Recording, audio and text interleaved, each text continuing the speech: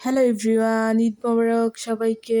সবাই কেমন আছেন? সবার ঈদ কেমন কাটছে? অবশ্যই সবাই জানাবেন। এটা আসলে চাঁদ রাতের দিন ভিডিও করা।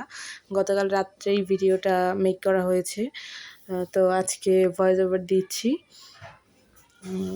রুমটা একটু পরিপাটি করে গোছগাছ করে নিয়েছি। আমি একটা মিরর বানিয়েছি যেখানে আর কি সামনে দাঁড়িয়ে মিরর ভিডিও যাতে করা যায়। নতুন কিছু পর্দা নিয়ে নিয়েছি রুমের জন্য। আর ছোট ভাইকে নিয়ে একটু বাইরে বের হব, টুকটাক কিছু কেনাকাটা আছে। সবাই সাথে থাকেন আর সবাই পুরো ভিডিওটি দেখতে থাকেন। আসলে গরমের থেকে ঠান্ডা লেগে আমার গলার অবস্থা সবসময় একটু খারাপ থাকে ইদানিং। গরমটা সহ্য করাটা আসলে অনেক ডিফিকাল্ট হয়ে যাচ্ছে।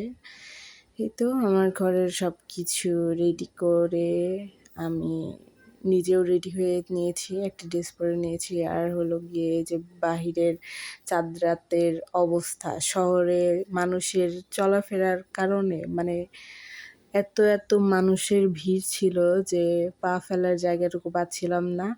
যেমন যানজট ছিল তেমন মানুষেরও ভিড় ছিল। মানে ঈদের আগের রাত্রে আর কি এই পরিমাণ ভিড় হবে আসলে কল্পনার বাহিরে। সারা রাত্রি মার্কেট খোলা ছিল।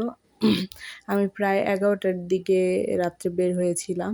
টুকটাক কিছু কেনাকাটা ছিল বাসার জন্য, সেগুলোই নেওয়ার জন্য। তো ছোট ভাইকে নিয়ে গিয়েছি আমি। আর এই যে দেখেন, এটা আসলে টাঙ্গাইলের একটা জনপ্রিয় জায়গা। সবাই মোটামুটি জায়গাটা চিনতে পারেন। ক্যাপসুল মার্কেটের যে গলিটা আছে সেই গলি। আর এই যে ক্যাপসুল মার্কেটের চারপাশ দিয়েও কি পরিমাণ মানুষ ছিল যে পারাপার করা যাচ্ছিল না। সেটাই আর কি সবাইকে দেখাচ্ছিলাম যে ঈদের আগের রাত্রেও কি পরিমাণ মানুষের ভিড়। আর আমি একটু 99-এ চলে গিয়েছিলাম কিছু টুকটাক জিনিস, ঘর সাজানোর জিনিস দেখার জন্য। তো এইখান থেকে একটা কি জানি রুম ইয়ার ফ্রেশনার নিয়ে নিয়েছিলাম আমি রুমের জন্য। আর ছোট ভাই যে এইগুলো দেখাচ্ছিল যে এই জিনিসগুলা ভালোই লাগছে। তো টুকটাক এইখান থেকে কিছু জিনিস আর কি দেখা হচ্ছিল। এরপর এইখান থেকে যে ফ্লাওয়ার্স কালেকশনগুলো দেখতেছিলাম, কিন্তু আমার কাছে খুব একটা ভালো লাগতেছিল না। ভাবতেছিলাম যে ঢাকা যেয়ে এরপরে আবার নিয়ে নেব। তো এইখান থেকে বের হয়ে ছোট ভাইয়ের জন্য একটা ঘড়ির আর কি বেল্ট নিয়ে নেই।